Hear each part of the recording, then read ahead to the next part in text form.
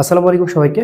তোমরা যারা গুচ্ছতে প্রস্তুতি গ্রহণ করছো, ফিজিক্সের প্রস্তুতি তোমার একেবারে কিভাবে নেওয়া উচিত বা কিভাবে তুমি শুরু করতে চাও, হয়তো যারা এখনো এরকম দ্বিধার মধ্যে ভুগতেছো, তোমরা হয়তোবা জানো যে ইসলামী বিশ্ববিদ্যালয় কিন্তু এবারে কোশ্চেনের দায়িত্বে থাকছে। ঠিক আছে? তো দেখো, গুচ্ছর কোশ্চেনটা আসলে আমাদের একটু বুঝতে হবে, অর্থাৎ ইসলামী বিশ্ববিদ্যালয় থাকবে, তার সাথে পাবনা প্রযুক্তি বিশ্ববিদ্যালয় থাকুক আর যে বিশ্ববিদ্যালয় থাকুক, গুচ্ছর কোশ্চেনটা খুব স্ট্যান্ডার্ড হবে। তুমি এরকম ভেবো না যে আসলে খুবই নর্মাল কোশ্চেন হয়ে যেতে পারে। হ্যাঁ, তো সেদিক থেকে তারপর আমরা একটা ধারণা নেব। আমরা একটু ধারণা যদি নিই তাহলে তো আমাদের কোনো দোষ নাই। সেই ধারাবাহিকতায় তোমাকে আমি আজকে ফিজিক্স প্রথম পত্রের ইসলামী বিশ্ববিদ্যালয়ের কোশ্চেনের প্যাটার্নের সাথে আমি তোমাকে একটু পরিচিত করতে চাই। ঠিক আছে? তো ইসলামী বিশ্ববিদ্যালয়ের পরীক্ষা আমি দিয়েছিলাম, ঠিক যখন দিতে গিয়েছিলাম ওই কোশ্চেনের প্যাটার্নটা আমার এখনো মনে আছে। তো ওই সময় যখন পরীক্ষা দিতে গিয়েছিলাম, সবচেয়ে বেশি আসলে ইসলামী বিশ্ববিদ্যালয়ের সূত্র সমীকরণ বেশি চলে আসছিল। হ্যাঁ, এবং সূত্র সমীকরণ বেশি আসছিল, থিওরি খুব বেশি ছিল। এরপরে হচ্ছে নিচের কোনটি প্যারাচুম্বক, ডায়াচুম্বক, এই কোশ্চেনটাও খুব এসেছিল, এরকম টাইপের কোশ্চেন এসেছিল। তারপরে কাজ ক্ষমতা শক্তি থেকে তোমার হচ্ছে যে মানে সূত্র সমীকরণ আসছিল যে নিচের কোনটা সঠিক। হ্যাঁ, ডাব্লিউ মানে এফএস, ডাব্লিউ মানে এফএস কস থিটা। তারপরে মানে বিভিন্ন রকম ছিল, আরেকটা অপশন ছিল আসলে মানে মানে অল ছিল, তো অ্যান্সারটা আসলে অল হইতো। তো এরকম কোশ্চেন আসলে ইসলামী বিশ্ববিদ্যালয়ে হয়ে থাকে। হ্যাঁ, তো এখানে আমি তোমাকে আশ্বস্ত করতে চাই, ইসলামী বিশ্ববিদ্যালয়ের প্রশ্নের প্যাটার্ন খুবই ইজি।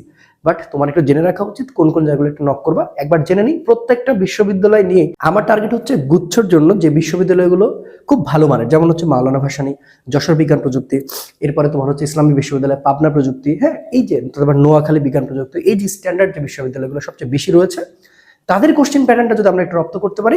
আর আমি সবসময় বলে আসছি যে তোমরা এই কয়টা বিশ্ববিদ্যালয়ের কোশ্চেন সবচেয়ে বেশি করে নজরে রাখবা। ঠিক আছে? অবশ্যই কনসেপ্ট তার সাথে এটা বেশি নজরে রাখবা, তোমার প্রিপারেশনটা খুব ভালো গুছিয়ে হবে ইনশাল্লাহ। তো আজকের ধারাবাহিকতার এই পর্বে আজকে ইসলামী বিশ্ববিদ্যালয়ের ফিজিক্স প্রথম পত্র নিয়ে আলোচনা করছি। তো আসো শুরু করি। তো তুমি খেয়াল করে দেখো, আমি তোমাদের জন্য একটা ডায়াগ্রাম রেডি করছি। তো দেখো যে ভেক্টর থেকে তোমার হচ্ছে ম্যাথ এবং থিওরি সবচেয়ে আসছে, এবং এখানে কমন কমন ম্যাথ গুলো আসলে এসেছে। এগুলা কি বলতো, ওই যে করোনার আগে পর্যন্ত যে ইসলামী বিশ্ববিদ্যালয়ের সুযোগগুলো পেয়েছে, জাস্ট 4-5 বছরের কোশ্চেনগুলো আমি নিয়েছি। যেমন এখান থেকে ম্যাথ এসেছিল ডট গুণন থেকে, যে পরস্পর লম্ব শর্ত। এটা কে জানে না বলো, যে এর মান থাকবে, বি এর মান থাকবে, এম এর মান কত হলে দেখা যাচ্ছে যে এরকম যে পরস্পর লম্বর যে আমাদের সত্যটা। আচ্ছা, এবারে মধ্যবর্তী কোণ নির্ণয়, সেটা কিন্তু কোথা থেকে আসছিল, ডট গুণন থেকে এসেছে। ভালো করে বুঝো। দেখো, তার মানে তোমার যে কমন ম্যাথ গুলো আছে সেটা খুব ভালো করে দেখা লাগবে, যে তুমি ইসলামী বিশ্ববিদ্যালয় কিছুটা তো ইফেক্ট থাকবে ইসলামী বিশ্ববিদ্যালয়ের। এবং মজার বিষয় হচ্ছে যে থিওরি গুলো দেখো খুবই জনপ্রিয় এবং খুবই জানা জিনিস। যেমন রাশি থেকে নিচের কোনটা কোন রাশি, রাশিটা তুমি পড়বা। উপাংশ বিভাজনের যে উদাহরণগুলো রয়েছে সেটা। তারপরে আর ম্যাক্স পি প্লাস কিউ, এটা মানে কি, লব্ধির সর্বোচ্চ সর্বনিম্ন ব্যাপারটা। ভেক্টরের সংজ্ঞাগুলো দেখতে হবে, গ্রেডিয়েন্ট, ডাইভারজেন্স, কার্ল এবং তলের ক্ষেত্রফল রিলেটেড যে ইনফরমেশন গুলো আছে তোমাকে ভালো করে জানতে হবে। ঠিক আছে? এবার আসো নিউটনের বলবিদ্যা। তাছাড়া ভেক্টর থেকে তেমন কিছু আসে না। নিউটনের বলবিদ্যা আমরা যদি ম্যাথ দেখি, ভি মানে ওমেগা আর, এই সূত্র দিয়ে আসছে। আমি সূত্রটা তুলে দিচ্ছি। এফ মানে এফ কে প্লাস এম, এটা হচ্ছে ঘর্ষণ বলের যে ইয়াটা রয়েছে। এফ মানে এম বি বাই টি, এটা সবচেয়ে বেশি আসে। এটা কোথা থেকে বলতো, আমরা বলতে পারি যে এফ মানে হচ্ছে এম এ, আর এখানে এম, আর এ কে যদি আমরা ভাঙি তাহলে ডেল ভি বাই হচ্ছে ডেল টি হয়। এই সূত্র দিয়ে ম্যাথ আসার প্রবণতা সবচেয়ে বেশি ছিল ইসলামী বিশ্ববিদ্যালয়ের। কথা কি বুঝছো? এরপর দেখো M B is equal to M V. তো এটা হচ্ছে পশ্চাৎ বেগের যে সূত্রটা রয়েছে, সেটা তুমি যখন পার করবে সেটা মাইনাস হয়ে যাবে। তো এটা মাইনাস করে রাখবা যখন আমি একটা নিয়ে নিবো আর কি। তো আমি একবারে বলে দিই এভাবে, ওকে। ভি মানে হচ্ছে এম ভি বাই হচ্ছে তোমার এম, এটা হচ্ছে মাইনাস থাকবে, বুঝছো, যখন পশ্চাৎ বেগ তুমি বের করতে যাবা। তারপর দেখো এ মানে del V by del T, মানে বেগের পরিবর্তন এবং হচ্ছে সময়ের পরিবর্তন ডিরেক্ট ত্বরণ থেকে আসছে। সূত্র সমীকরণ দেখো, এটা হচ্ছে গতি শক্তি, সেটা হচ্ছে কণিক অংশ থেকে, dP by dT proportional F, এটা হচ্ছে নিউটনের সূত্র থেকে আসছে। এ মানে আর আলফা, এটা হচ্ছে তোমার কণিক অংশ থেকে আসছে। এবং মাত্রা এখান থেকে এসেছিল কণিক ভরবেগ এবং হচ্ছে তোমার শুধুমাত্র ভরবেগ। থিওরি হচ্ছে তোমার মৌলিক বল রিলেটেড কিছু বিষয় ছিল, নিউটনের সূত্রগুলো থেকে ছিল মৌলিক বল। তারপর হচ্ছে নিউটনের যে সূত্রগুলো আছে, ওই প্রাথমিক খুবই সারফেস লেভেলের কথাবার্তা, যেগুলো আসলে খুব কঠিন কিছু না, নিউটনের সূত্র থেকে। ঠিক আছে? তারপরে দেখো এই ইসলামী বিশ্ববিদ্যালয়ের কোশ্চেনগুলো কিন্তু খুব ইজি, মানে তুমি পারবা ইনশাআল্লাহ, ভয় পাও না। আচ্ছা, কাজ ক্ষমতা শক্তি এসে দেখো কোন সূত্রটা আসছে। দেখো এক্স মানে এইচ এন প্লাস ওয়ান। ওই যে একটা বস্তুকে তুমি উপর থেকে নিচে ফেলে দিলা, কোথায় আর গতিশক্তি বিভব শক্তি দ্বিগুণ, তিনগুণ, চারগুণ, পাঁচগুণ আর সমান, এই হোয়াট এভার এইটা। তারপরে দেখো এখান থেকে আসলে দেখো ই কে মানে হচ্ছে হাফ এম স্কয়ার। এই যে সূত্রটা তুমি যে মানে প্রয়োগ করবা গতিশক্তি, কিন্তু তোমার কাছে এখানে আসলে এটা আগে মিসিং ছিল। তাহলে এটা মিসিং হওয়ার জন্য তুমি এফ বাই এম বের করে নিছো, দেন তুমি আবার ভি মানে ইউ প্লাস এটি দিয়ে বের করে নিছো। তখন তুমি ভি এর মানটা পেয়ে গেছো, তখন তুমি এখানে মানটা বসাইছো। এই দুটাই। আর সূত্র সমীকরণ দেখো, এটা হচ্ছে স্প্রিং প্রসারণের কৃত কাজ। আর ই কে প্রপোর্শনাল ভি স্কয়ার, এটা তো 1000 বার তুমি জেনে আসো। তো দেখো এটার গ্রাফ হচ্ছে পরাবৃত্তাকার। আর থিওরি কি ধনাত্মক ও ঋণাত্মক কাজ সম্পর্কিত যে শর্তগুলো রয়েছে, তাহলে কাজের টোটাল শর্ত, কাজের সম্পূর্ণ শর্ত, কাজের সম্পূর্ণ যে শর্ত সমূহ রয়েছে, বুঝছো?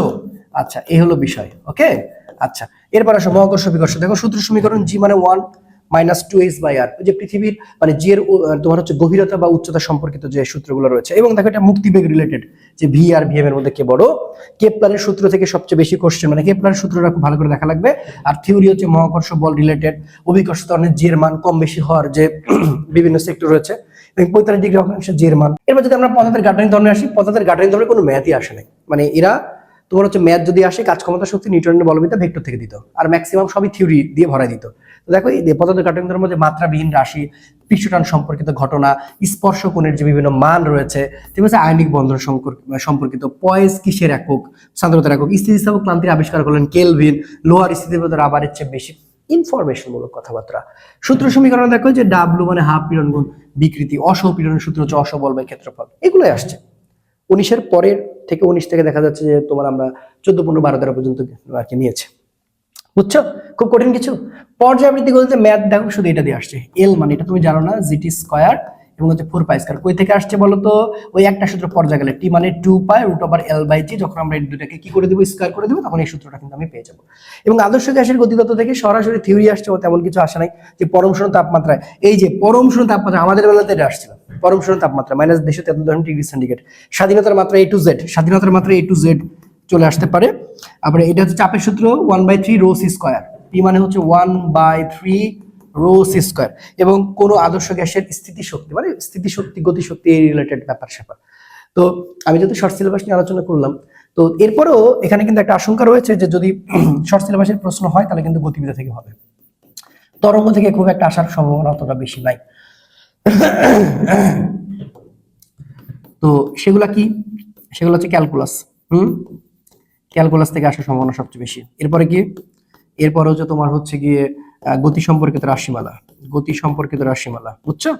গতি সম্পর্কিত রাশিমালা।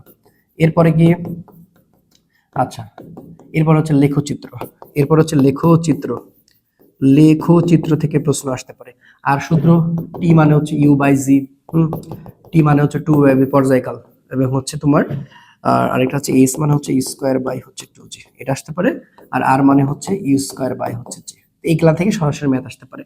আর যদি কোন রিলেটেড থাকে তাহলে টি মানে হচ্ছে U sin আলফা, সূত্র সমীকরণ দিতেই পারে এটা, টি মানে হচ্ছে 2U sin আলফা/g, ঠিক আছে।